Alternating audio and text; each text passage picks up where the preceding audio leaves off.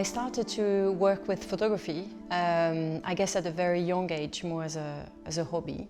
And then what I was really interested about is to see how I can compose an image that is flat within the image. There are so many layers that I can compose, decompose, recompose,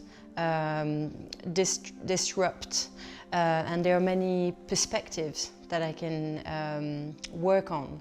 So I think that's my real main interest, because it's a never-ending question. I'm trying to work on that through various techniques, and it's a very large subject. And I guess I started to be interested in photography very long time ago, because it's a medium that allows me to work within nature, within a real landscape, but where I can bring a part of construction, a part of an abstraction, as well as a part of reality, and I can play with both.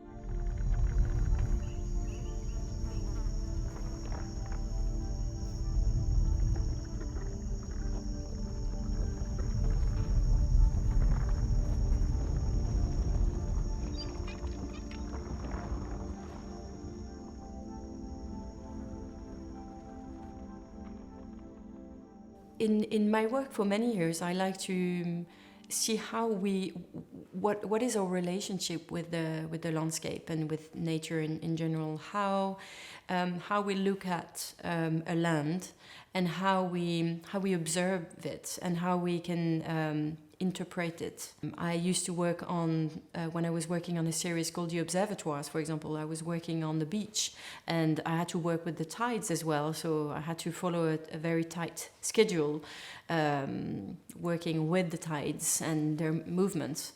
And I like to have those constraints as well, because I think the constraints help me to build the work as well. And for example, I was looking at what we call history of science. So history of science is really how throughout the years, from the antiquity, Middle Ages, Renaissance, etc., the savants and the natural philosophers, as we used to call them, and then the scientists, looked at the land, observed it, and then gave hypotheses on how they thought the world was made of. And to me, it's a very, very fertile ground, because I read about history of science of the planet, history of science of the sky, and then for many years, those readings have helped me to build a sort of foundation on which I can build upon all the projects. It is so fertile and inspiring, also because it's a science of observation, and my work is also how I can translate that into a form of materiality, and then into a film or a photograph or an installation or performance.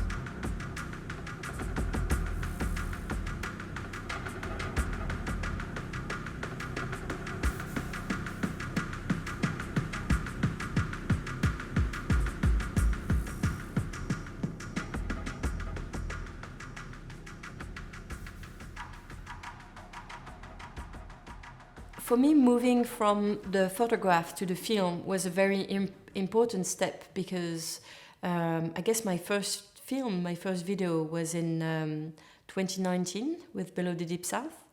I have done some videos before, but they were different. They were small performances. They were not backdrops. But I think for me this moment was very important, because I wanted to bring a choreography to the movement of the backdrops. So the backdrops, I found a way to activate the backdrops from outside of the frame. So for example, I tried with a film called Below the Deep South. We printed lots of different backdrops with different stratus, and we brought into fire. We worked on a project for 6 months in the studio, as I explained before, with the finding the idea, the concept, the scientific foundation, and then finding the right material idea that can click with it. And then once we arrive there, we need to find a way to produce it. And sometimes it's very complicated technically. So when we arrive there, it's 6 months to a year. And then we prepare the shoot, we set it up, we bring, we create, we print all the backdrops, we cut them. That takes hours and hours. Everything is set up. And then we have 15 minutes. And that's all we have. And then it's over. So there is an extreme point of tension when we start the film because we can't get it wrong.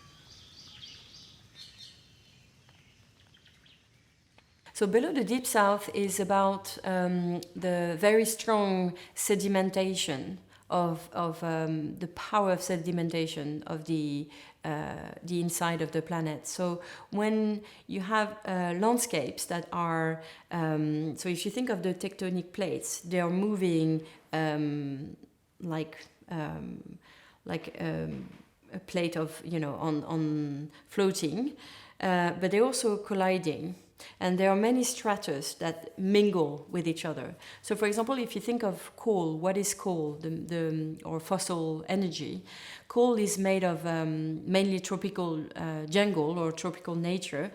I mean, the most precious coal, because it's the one that has been filled with the sun and moist. It goes. For example, a part of the nature, part of a jungle that is on the equator, it goes then, it moves slowly, then it goes into the ground, and then it moves slowly, and then arrive, deep into the ground. And the heat of the ground has been sedimented the nature, those leaves and those trees for many millions of years. And this creates fossil energy because this is extremely rich and dense, and then that's why you can drill in Antarctica, and then if you drill further down enough, you'll find some ancient jungles. And to me, it was amazing to think that that a land that can be made of so many different stratus of time, and that the heat of the planet was also a force of tranquil energy, that was kind of acting while we were living on the surface. I want the viewer to be able to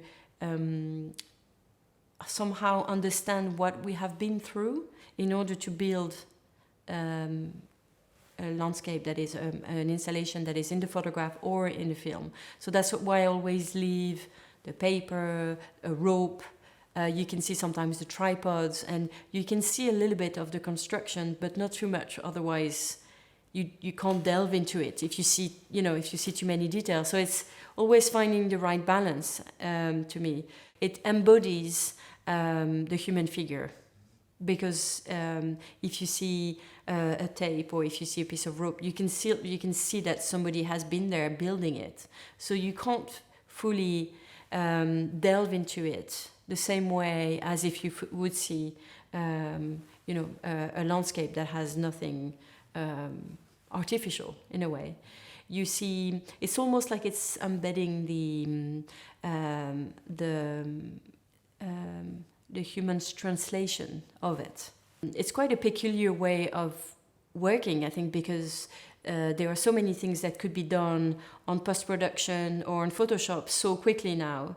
But somehow, to me, it's really important that the work is an excuse to leave a moment with a team that is also a common creative moment. That's where I find a big part of the beauty of a practice is really in the form of experimentation, and I want that to transpierce into and to be seen somehow in the final result, and the accidents, sometimes things go, when we are in a shoot, for example, and something goes wrong, we are like, oh, that's the only thing maybe the film won't be usable because this happened. And then when you watch it again, you realize that this makes the film. That's always like that. It's those unpredicted things. For months and months, we work on something on one moment, and then that's always exterior things that happen that makes the work magic or not,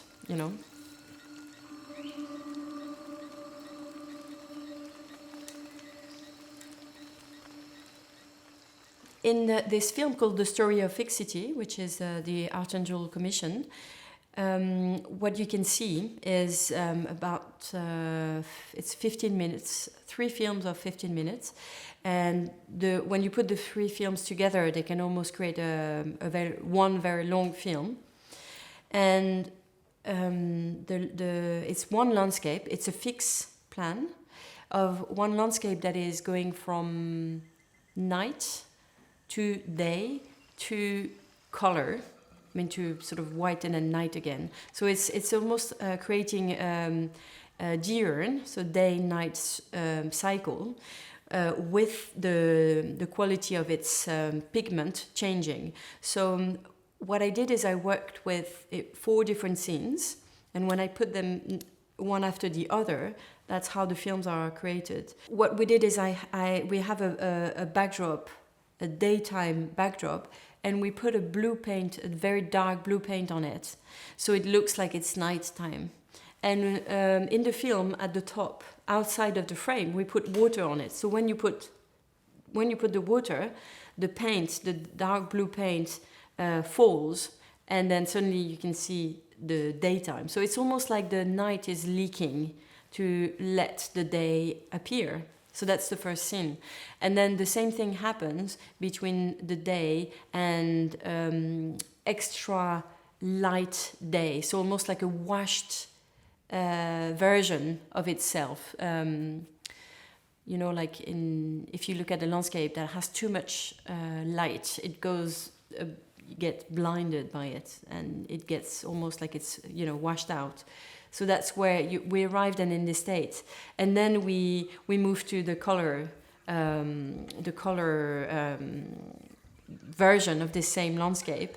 So it's always raining and always leaking, and the rain brings back, wash away the ink, but then it also brings back afterwards another landscape.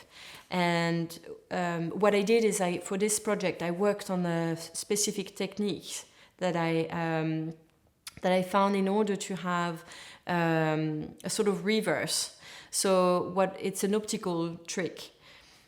We filmed the backdrops in one of the scenes upside down, and we play them reverse. So the water, when in post-production, we turn them back to normal, and we play them reverse. So the water is coming from the ceiling, but instead of washing away, it brings back the decor because it's in reverse. And this was a way to, go from one scene to another.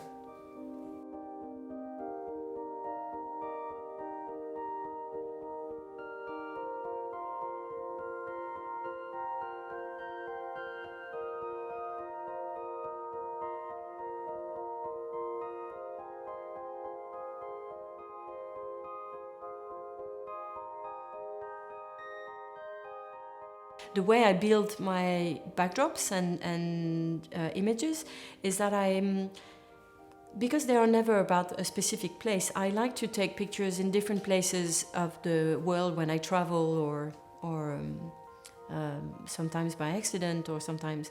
And then I have an archive, and I build my backdrops with this archive. So it's a mix between different places, and that allows me not to have to put my subject into a specific geographical area, because it's not about when it is or where it is, but it's more about what this place does to you, and also what kind of more universal philosophical question an image can offer you. And somehow it's difficult with photography, because it's the first thing that you think of when you see a landscape. You want to know where it is. You want to know, because a photography is attached to its location, and because that's where the medium is offering, and the same for film. And I'm really trying not to. It's not important to me, and it's not about that. I love to work with, for example, jungles and with tropical areas. The reason why I love to work with those areas, because they belong to the tropical belt, which is all around the world. So there's something quite universal about those kind of landscape. So in the series called Phoenix, I was working at night in Palm Grove area. What we did at first is we set up the lights, and I did recce before. I chose those specific places before, but then when we arrive at the time of the shoot, we set up all the lights, and we set up a desk with we have a truck. In the truck we have a big printer that came from my studio in Paris, and we brought a big table, and so all that in the middle of the nature. And it's a little lab, and we take a photograph of the landscape, and then we bring it into the computer, and then we print it with a large printer. And we only printed slices of this photograph, and then we cut them, and we moved them top, right, left, down, and then what I do is I reconstruct an image between the back of the real landscape, and then with the photograph that is placed right in front of the camera. So of course, when this whole process, I can't move the camera. The camera is fixed, and it's really fixed with a weight, and is because if it moves, then it'll destroy the whole process.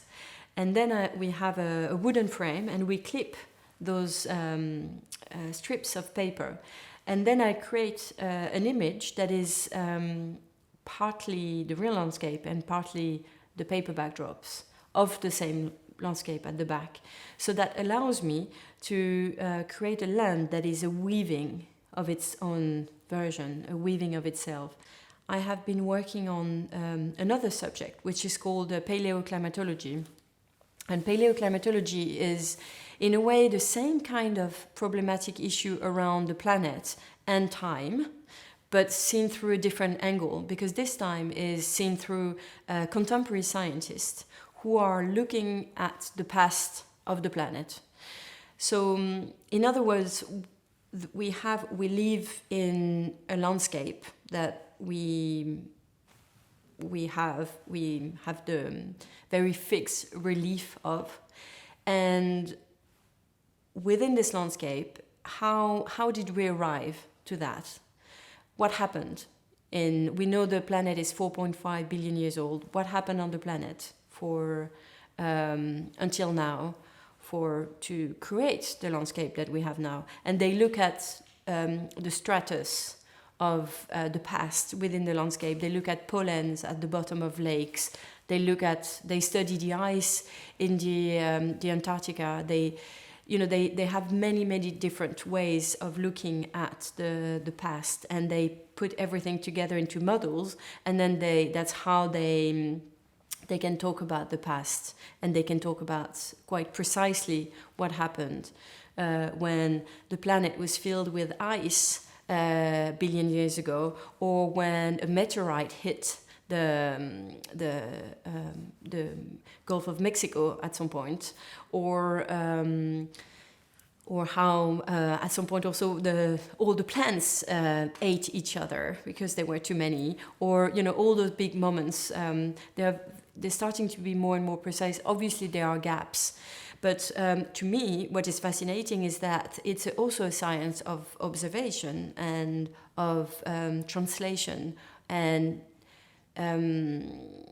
it's a science of bringing proofs together, also between different parts of science. And to me, learning about that is also a way to look at the landscape with a very, very different eye, because through the eyes of the paleoclimatologist, you can suddenly look at the world as, first of all, as a moving entity, which is extremely important to me, because when I read about that, I realized that I saw the planet as a completely fixed entity with borders, what you learn in school, which is a map. You have a globe and you look at it, and it's how it used to be and how it will be with the same water everywhere and the same land. And obviously, on a human scale of time, this is even if the land is moving all the time, it's not fast enough. But it's also very human centralized way, anthropocentralized way of looking at the world. And I think it's interesting to unfocus that. And suddenly, if you sort of take a distance away from that perspective, you can see the world, the planet, as an entity that is extremely fluid, in a constant movement. And we are part of this movement, of course. I don't want to talk in my work directly about climate change, and because it's definitely not about that. It's more about a larger version of our relationship with the land. I don't want to focus on that because I think that would be too narrow. I think for me it's interesting to see. That's also why working with paleoclimatology is amazing, because then you can really take a step back and look at all those movements and looking at us within a much larger history. And there are still places in the world that are getting fragmented. So, for example, I did a work called Grand Vide, which was presented at the Pompidou Center, part of the Prix Marcel Duchamp, last year in 2024. And this work was about how in Africa there is what we call the Great African Rift, which is a crack in the landscape, which is literally crossing Africa from north to south in East Africa, and the scientists call it the beginning of an ocean. So it's literally a fissure that is open. It's very alive and vibrant, and the seismologists they have seismographs on the ground, and it's still very active, and it's slowly getting separated, and eventually there'll be a sea and then an ocean there. So to me, it's fascinating to think of the land as a force, and as a force that obviously we can't control, because in this particular example, it's a force that is coming from the bottom, the inside of the earth. That is, it's heating and it's creating a huge. It's very strong. So that's how it pushes both territories away. Looking at those examples, it's a way to explore. It's a re-exploration of the world through the scope of those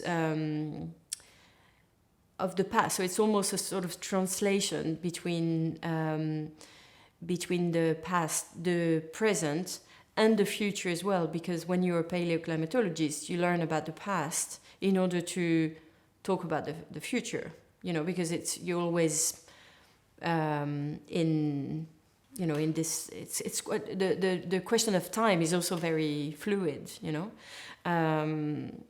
also because those scales of time are gigantic. We are very small, into this very long discourse.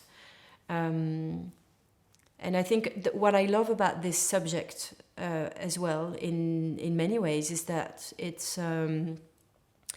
it brings a form of universality. Suddenly, the borders, and suddenly the continents.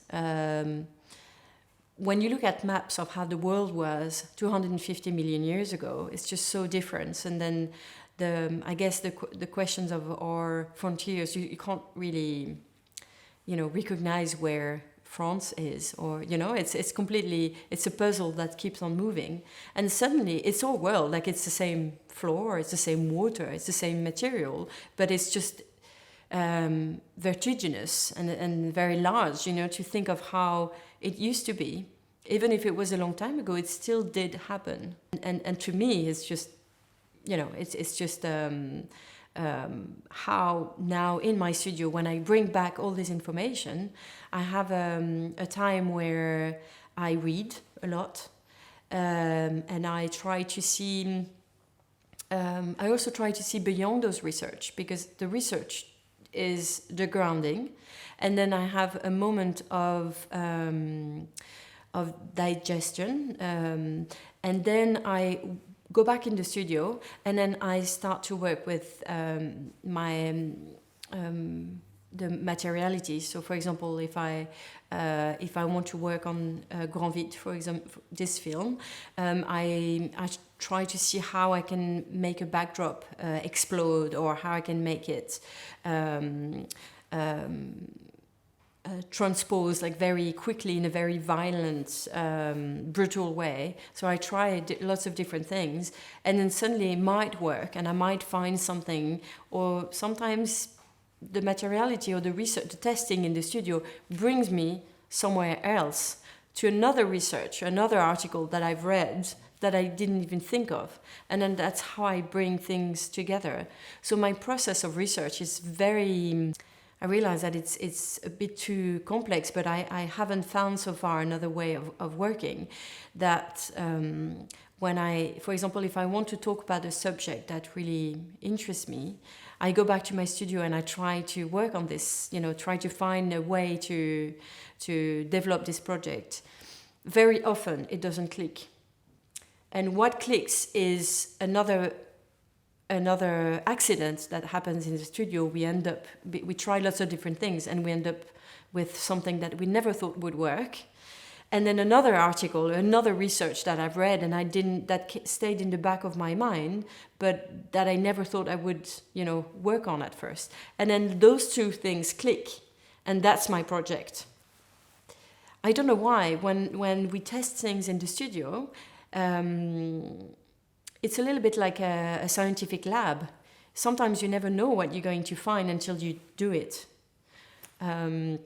And that takes a lot of time. And that's also what I like about the project. And that's what I like about my job, my work, is to be able to be surprised, to be surprised in the studio, and to with the team, the people that I work with, that we find things together. It's a very communal project, and I like that. Sometimes it's I would find it almost strange if I find an idea and I ask a constructor, can you find a way to do this and that, and I come back and it would be done.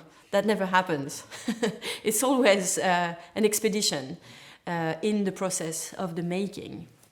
Through my research, I started to be extremely touched about how we think of the planet Earth as being ours, like it belongs to humanity, and it has always been, and it will always be. And it's through this research, somehow I really saw it as two different things, because the planet has been without humanity for so many years, and maybe in the future. And there is a care to our planet, but mainly there is a care about our humanity and our ecosystems, because what we are doing is not, the planet will obviously recover one way to another. What we're destroying is and changing is our ecosystem that is so precious and so beautiful. When you think about it, every species, there are so many species that have been there for so long and that are always adapting, changing. And this is so precious, and it's so precious because that's the ecosystem, the only ecosystem we can live in. If this gets disconnected, then the world won't be ours anymore. So I think that's what we need to cherish. It's very fragile, and I think the ecosystem is different than the planet. You know, when after reading so many examples of how the world used to be filled with ice, for example, covered with ice, or covered with water, or with huge volcanism with black dust and night for days and days and years. Obviously, we wouldn't be able to live on those ecosystems. This was not our story. Our story is now.